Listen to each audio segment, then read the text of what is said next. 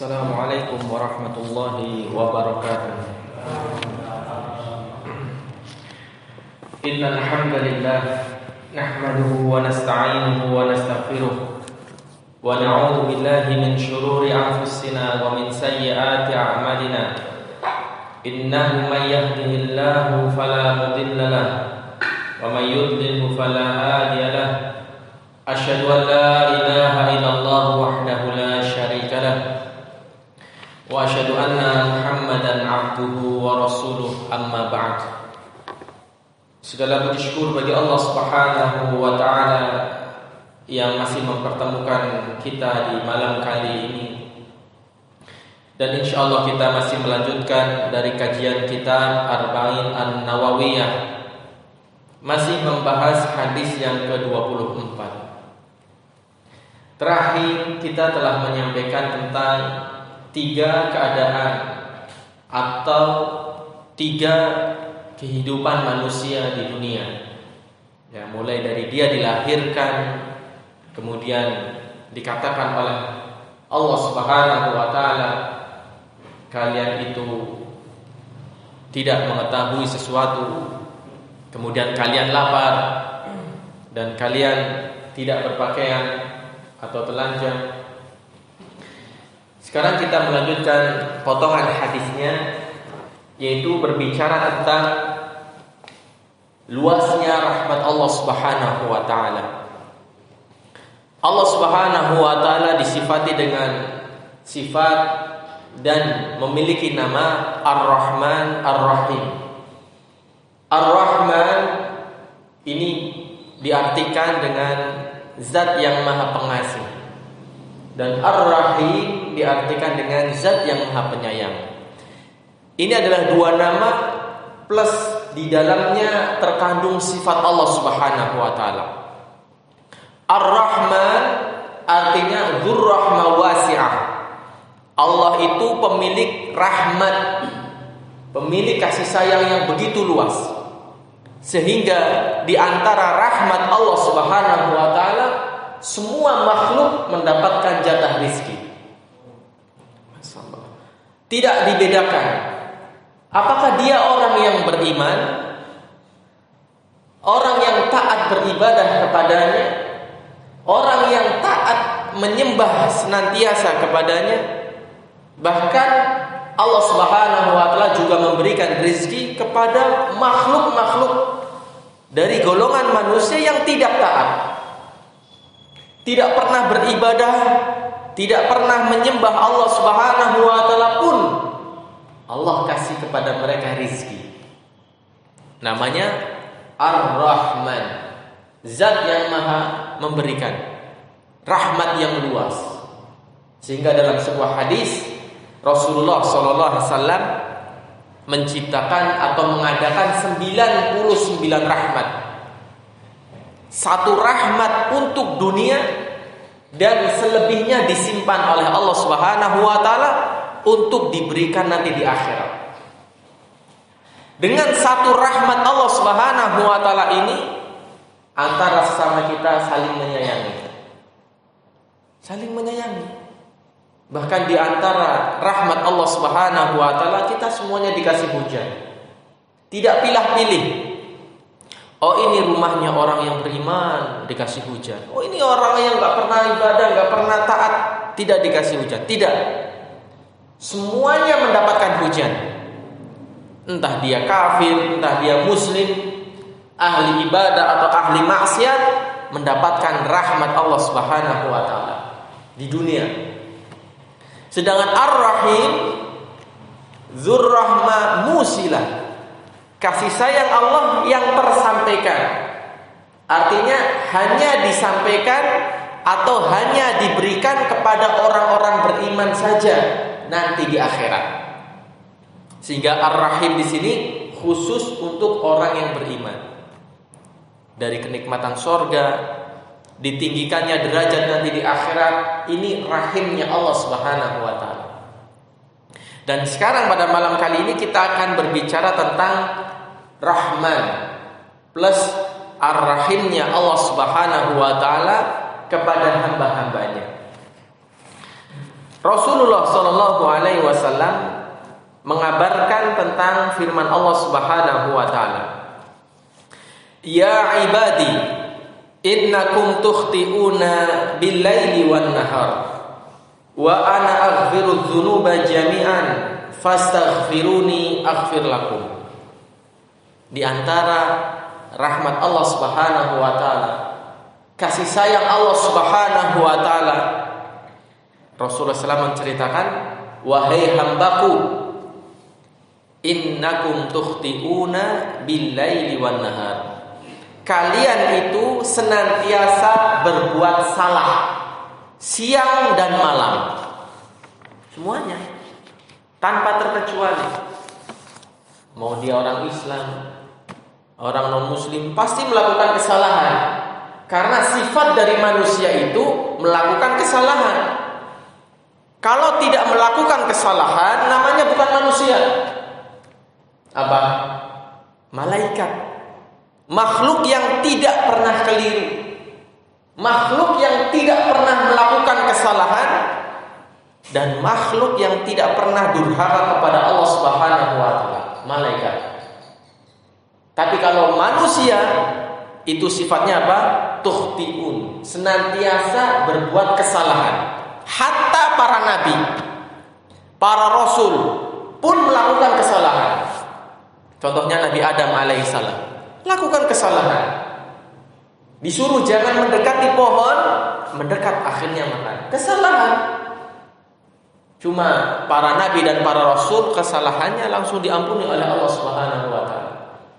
Sehingga nanti ketika di padang mahsyar yang diceritakan dalam hadis yang panjang dengan namanya syafaatul uzma, syafaat yang besar yang dimiliki oleh Nabi Muhammad sallallahu alaihi wasallam.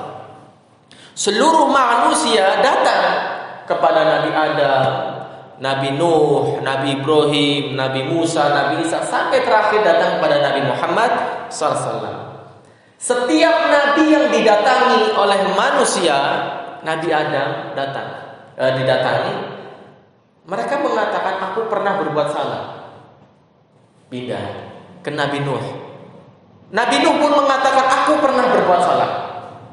Pindah ke Nabi Ibrahim. Nabi Ibrahim sama, aku pernah berbuat salah. Bahkan salahnya gak 1, 3. Pindah, datang ke Nabi Musa, seorang nabi yang kedudukannya tinggi, pun mengatakan saya pernah berbuat salah. Gak puas, datang ke Nabi Isa, sama, saya pernah melakukan kekeliruan. Datang kepada Nabi Muhammad SAW. Nabi Muhammad pernah nggak Pak berbuat kesalahan? Pernah nggak? Pernah. Bahkan kesalahan Rasulullah SAW ditegur langsung sama Allah Subhanahu wa Ta'ala, sehingga ayatnya diabadikan dalam Quran, yaitu ketika beliau Shallallahu Alaihi Wasallam mintakan ampun untuk ibunya, untuk pamannya yang jelas-jelas dalam keadaan musyrik.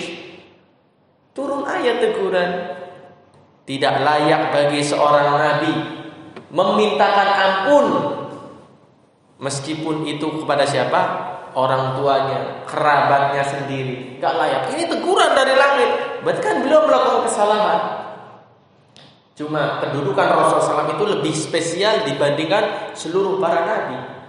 Akhirnya Rasulullah SAW pun sujud di bawah arsy Allah Subhanahu wa Ta'ala.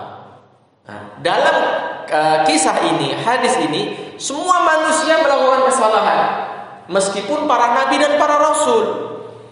Jadi sifat manusia adalah berbuat kekeliruan.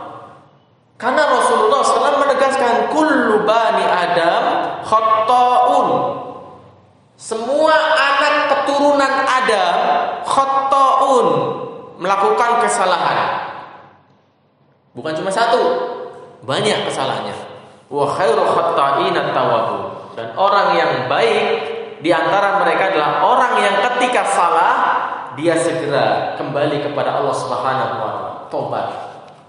Nah, di hadis ini Rasulullah SAW memberitakan dari Allah Subhanahu wa Ta'ala, semua kalian itu melakukan kesalahan siang dan malam. Wa ana aghfiru dzunuba jami'a. Lihat rahmannya Allah Subhanahu wa taala.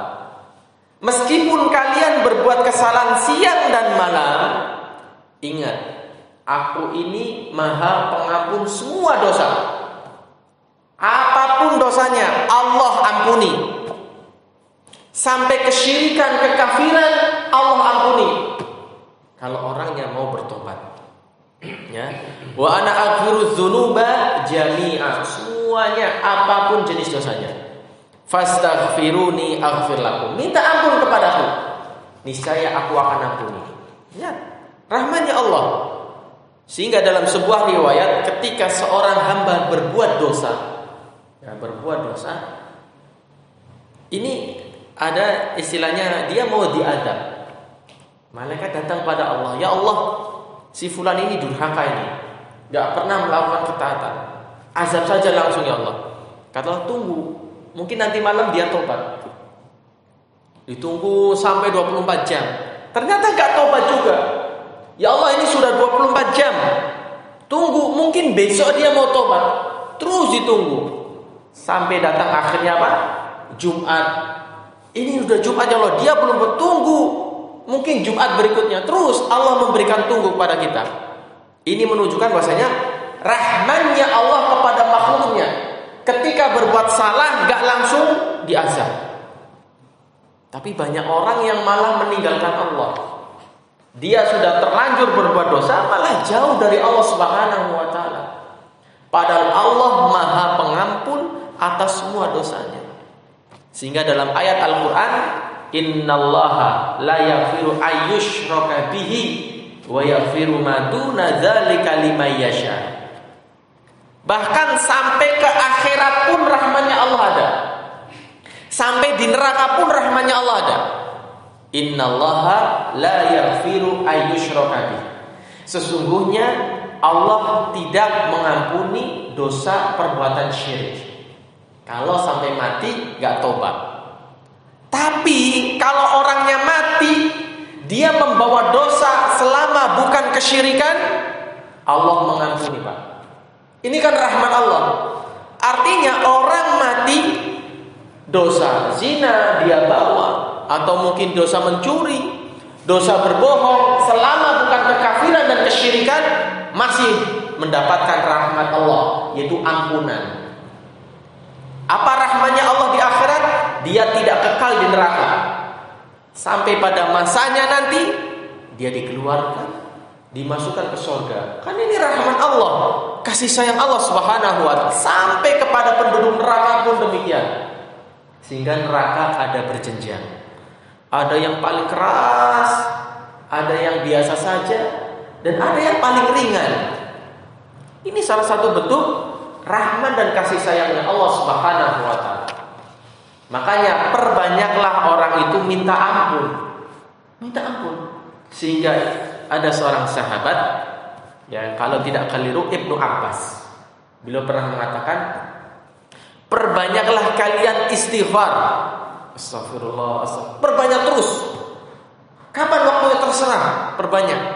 Bisa jadi ketika kita istighfar, mungkin dari sekian banyak istighfar yang kita ucapkan, ada satu istighfar pas tepat dengan Allah mengabulkan doa kita. Jadi terus perbanyak istighfar. Kan 24 jam, perbanyak istighfar sebanyak-banyaknya. Ini namanya zikir mutlak, silahkan, gak dibatasi. Sambil duduk, sambil tiduran, istighfar. Karena kita makhluk penuh dosa. Ya, Nabi Muhammad SAW saja manusia yang diampuni dosanya. Kata Aisyah radhiyallahu taala, beliau mengatakan, qad ghafarallahu laka ma taqaddama min dzambika wa ma ta'akhkhar. Ya Rasul, engkau itu dosanya sudah diampuni, yang lalu-lalu sudah diampuni. Bahkan yang belum datang waktunya pun sudah Allah ampuni. Lihat, Rasul, kata Aisyah, dosanya sudah diampuni, yang lalu, yang sudah lewat, atau yang akan datang. Tapi dalam riwayat kata Rasul, inni astaghfirullah fi kulli yaumin 70 marrah. Aku minta ampun kepada Allah sehari sebanyak berapa? 70 kali. Rasul, Pak. Orang yang diampuni dosanya. Bahkan kalau boleh kita katakan Rasul maksum, terbebas dari dosa, terbebas dari kesalahan. Ini masih minta ampun. Bukan cuma 1, 2, 70 kali, bayangkan. Nah, apalagi kita yang baru melek buka mata sudah berbuat dosa. Maka lebih layak bagi kita memperbanyak istighfar kepada Allah Subhanahu wa taala. Perbanyak dosa. Perbanyak istighfar kepada Allah Subhanahu wa taala. Karena Allah Maha Pengampun. Kemudian di antara ya rahmannya Allah, kasih sayangnya Allah Subhanahu wa taala, ya, yaitu Allah Subhanahu wa taala di sini menyediakan ampunan yang begitu luas. Dalam riwayat dikatakan, "Lau ataitani bi qurabil ardi khotoya." Wahai hambaku, kalau seandainya kamu mati nanti membawa dosa sepenuh bumi. Bukan dosanya se-RT, sepenuh bumi ini yang begitu besar bagi kita. Dosa semuanya. Kalau bisa digambarkan, dosa bentuknya segede bumi, Pak. Bukan paling gede loh. Tapi kata Allah Subhanahu wa taala, tapi kamu ketika datang kepadaku tidak membawa satu dosa syirik. Lagi-lagi syirik. Kan ini memang istilahnya apa? Racun yang paling mematikan, baik di dunia maupun di akhirat, syirik. Orang mungkin gak pernah melakukan dosa, gak pernah bohong, gak pernah minum khamar, gak pernah dosa apapun gak pernah dia lakukan. Cuma satu tok dosanya, syirik, mati, gak tobat, udah neraka selama-lamanya. Tapi ada orang, kata Rasul, "Lau ataitani bi qurabil ardi khataya." Mati membawa sepenuh bumi dosa. Syaratnya satu, gak berbuat syirik. Semua dosa dia lakukan. Mungkin zina, minum khamar, mencuri, berjudi, semuanya dia lakukan. Ini kan bukan syirik, Pak. Zina bukan syirik, minum khamar bukan syirik, berjudi bukan syirik. Semuanya dia lakukan. Apa kata Rasulullah? La ataituka biha maghfirah. Aku akan datang kepadamu dengan membawa ampunan sepenuh bumi pula. Bayangkan. Bumi yang gede, gambarannya kita gambarkan ya, bola, ya bola sepak. Ini dosa. Kemudian dosanya ini bukan syirik. Datang. Kemudian Allah berikan kepadanya bola basket yang lebih gede. Bola basket ini ampunan. Imbang. Jadi syaratnya apa? Tidak melakukan kesyirikan. Apapun jenis dosanya. Dan kalau dia melakukan kesyirikan, tobat, Allah juga ampuni. Syaratnya tobat. Matinya jangan membawa dosa syirik, Allah ampuni dia. Ya, Masya Allah. Ini termasuk rahmannya, ya kasih sayangnya Allah Subhanahu wa taala kepada hambanya, mengampuni semua dosa. Kemudian disebutkan tentang kelemahan manusia. Ya, manusia itu sifatnya lemah. Lemah. Jadi kuat apapun manusia tetap nggak bisa dia menandingi makhluk yang lain. Ya, gajah misalkan. Ada 10 orang ketemu gajah, bubar orangnya. Meskipun 10 orang kuat-kuat misalkan, ketemu gajah tetap takut. Ini menunjukkan apa? Hewan lebih kuat dari manusia. Apalagi dia terhadap Allah Subhanahu wa taala, enggak ada bandingannya. Makanya kenapa kok Fir'aun dia diganjar oleh Allah Subhanahu wa taala dengan neraka yang paling mengerikan? Karena dia menyatarakan dirinya dengan Sang Pencipta. Ya, menganggap dirinya apa lebih baik, bahkan mengaku dirinya Tuhan. Makhluk yang lemah mengangkat dirinya setara dengan Allah Subhanahu wa taala. Firaun. Maka diazab dengan neraka yang paling berat. Sebelum dia masuk neraka, di kuburannya dulu diazab oleh Allah. Ya. Ini mengangkat derajat yang lemah, diangkat setara dengan derajat ketuhanan. Di antara bentuk kelemahan manusia disebutkan, ya ibadi, innakum lan tablughu durri fatadurruni wa lan tablughu naf'i fatanfa'uni. Wahai hambaku, kalian itu tidak dapat memberikan mudarat kepadaku dan juga tidak dapat memberikan manfaat kepadaku. Artinya apa? Disebutkan oleh Syekh Muhammad bin Shalih Al-Utsaimin, beliau mengatakan, seandainya manusia itu semuanya kafir, seluruh bumi Pak, semua manusia yang ada di muka bumi ini kafir semuanya, gak berpengaruh bagi Allah, gak berpengaruh.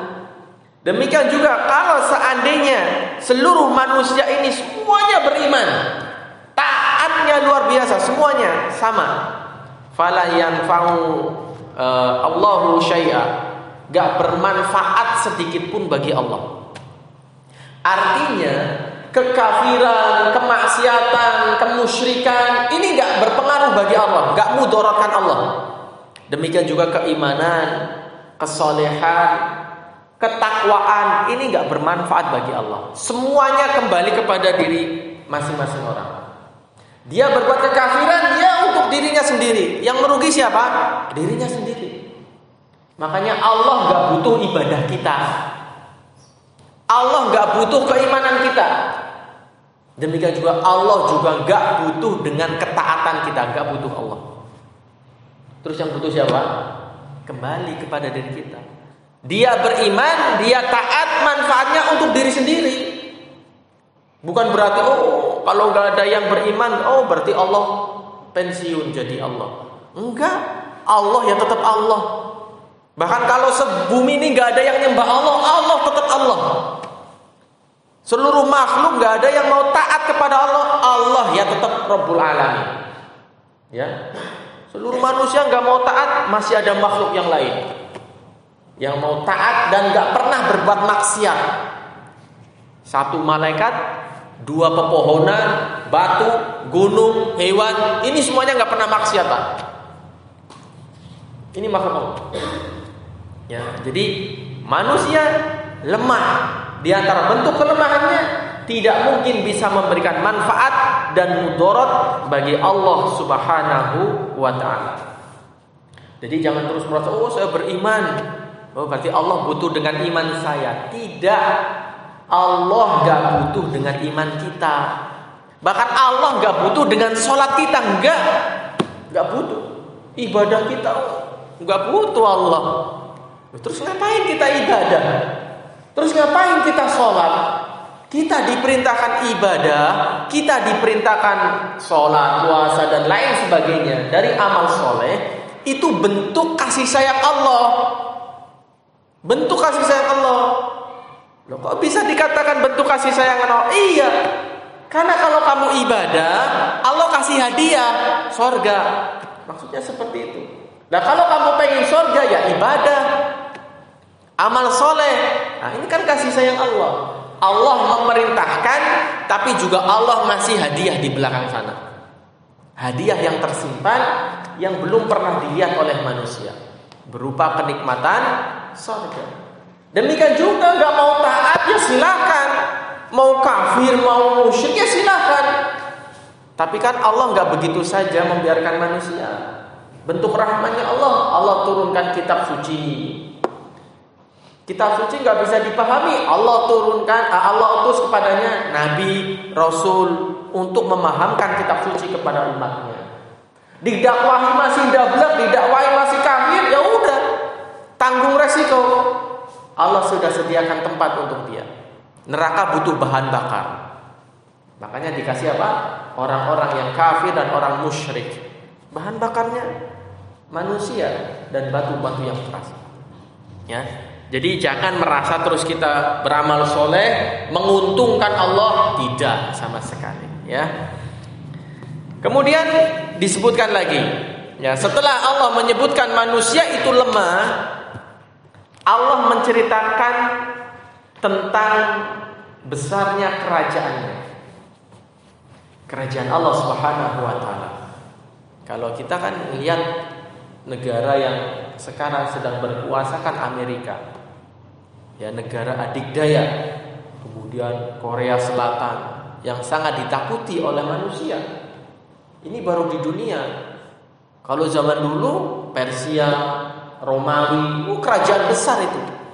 Kalau sebelum datangnya Nabi Muhammad ada Raja Sulaiman, ada Raja Zulkarnain, raja-raja besar. Ada raja-raja yang setengah kerajaan dunia ini dimiliki olehnya. Namrud, raja besar. Namun dibandingkan dengan kerajaan Allah Subhanahu wa taala, kecil, enggak ada bandingannya. Sehingga manusia enggak perlu menyombongkan diri. Bahkan orang yang paling miskin di sorga itu merupakan orang yang paling kaya ketika dia ditaruh di dunia ini, bahkan melebihi kekayaan raja-raja yang ada. Orang yang paling miskin, Pak, itu dapat 10 istana. Sedangkan raja hanya punya 1 atau 2 istana saja.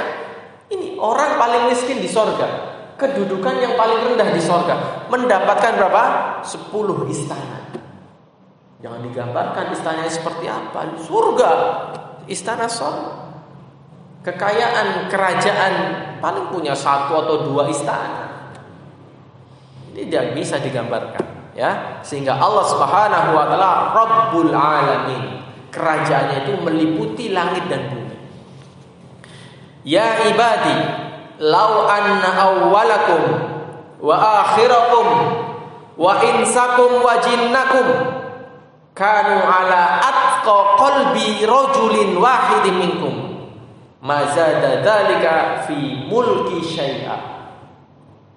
Wahai hambaku, kalau seandainya manusia yang pertama sampai manusia yang terakhir, jin yang pertama sampai jin yang terakhir, semuanya itu taat. Hatinya itu seperti hati manusia yang paling taat di muka bumi. Siapa hati yang paling taat? Rasulullah SAW. Hatinya para nabi dan pemimpin para nabi, Nabi Muhammad SAW. Kalau seandainya seluruh manusia ini, yang manusia yang pertama Nabi Adam alaihissalam sampai manusia yang terakhir mati, jin yang pertama iblis laknatullah sampai jin yang terakhir mati, yaitu iblis, itu semuanya taat kepada Allah, takwanya luar biasa. Apa kata Allah? Mazada dzalika fi mulki syai'a.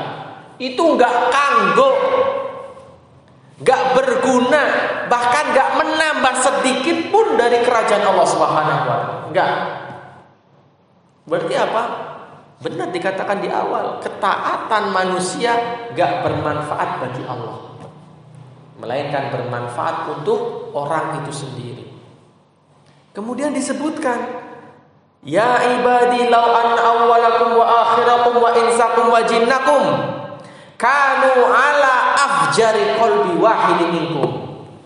Disebutkan keadaan yang kedua. Kalau tadi orang yang paling taat, sekarang kalau seandainya seluruh manusia, seluruh jin hatinya seperti hati iblis, mana koso mi mulki syai'an.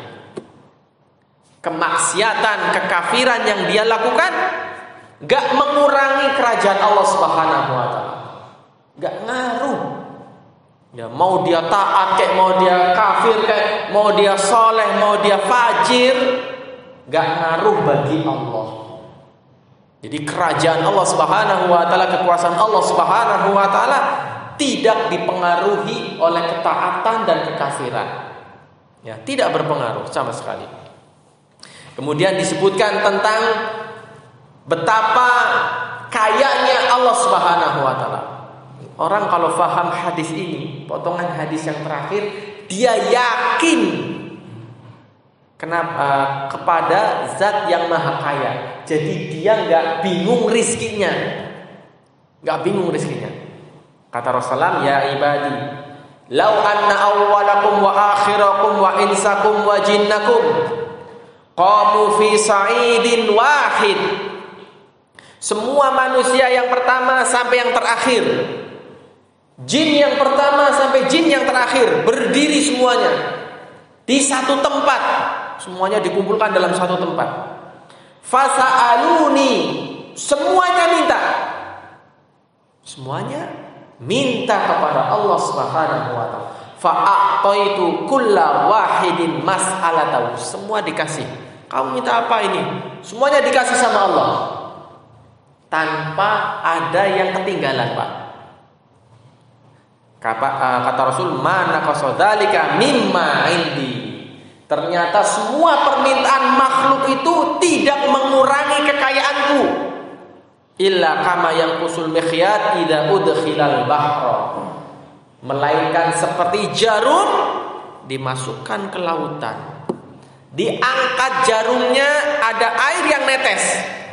Air yang netes itulah permintaan seluruh makhluk. Sedangkan air laut yang masih ada, itulah kekayaan Allah Subhanahu wa taala. Air laut, jangankan sejarum diambil, Pak. 10 ember diambil pun gak ngaruh. Kenapa? Begitu luas lautan. Ini jangankan 10 ember, 15 ember. Kata Rasul, hanya seperti jarum yang dimasukkan ke lautan. Diangkat tetesan yang pertama, itulah permintaan seluruh makhluk. Berkurang? Enggak. Berpengaruh? Tidak sama sekali. Ini menunjukkan apa? Allah kaya raya. Jadi Anda minta kepada Allah, jangan khawatir. Nanti kalau Allah dimintai terus ya habis. Enggak ada cerita kayak gitu, Pak. Enggak ada. Makanya Anda yakin beribadah kepada Zat yang Maha Kaya Raya, pasti dikasih, pasti. Jangan khawatir rizki. Semua ada dikasih jatahnya. Pasti dikasih. Orang kafir aja dikasih, masa orang nyembah Zat yang Maha Kaya enggak dikasih? Cuma syaratnya satu, ikhtiar. Mau berusaha. Jangan cuma ngandelin tawakal.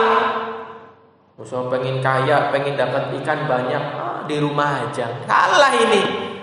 Gak mungkin ikan datang ke rumah sendiri jalan, ngelabruk di rumahnya gitu. Gak ada. Ikhtiar dulu, baru tawakal.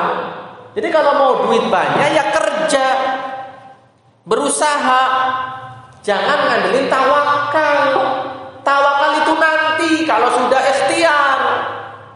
Makanya kata Rasulullah, datang seorang sahabat naik onta atau keledai, kemudian nyampe di depan masjid, dibiarkan ngomong, saya tawakal. Ditegur sama Rasul, kenapa kamu biarkan keledaimu? Ya Rasul, saya tawakal. Kata Rasul, salah. Kamu ikat dulu keledaimu, ontamu, baru kamu tawakal. Artinya apa? Dia mengikat onta atau keledainya itu ikhtiar. Kemudian hasilnya serahkan pada Allah. Mau hilang, mau ngapain, udah saya tawakal. Itu yang betul. Jadi manusia jangan ngandelin apa? Tawakal. Tapi malas di rumah, gak mau kerja. Ini prinsipnya orang bodoh. Dia harus ikhtiar dulu. Mau dapat surga juga harus ikhtiar dulu. Gak cuma cukup doa, ya Allah masukkan ke surga. Gak pernah sholat. Ya mustahil. Ya mau surga ya ikhtiar dulu. Apa ikhtiarnya? Amal soleh, melakukan kebajikan, baru diganjar dengan hasil usahanya. Nah, jadi kerajaan Allah Subhanahu wa taala begitu luas. Tidak ada yang bisa menguranginya. Ya, kenapa? Karena kerajaan Allah Subhanahu wa taala, kekayaan Allah Subhanahu wa taala meliputi seluruh alam semesta. Dan semuanya itu milik Allah.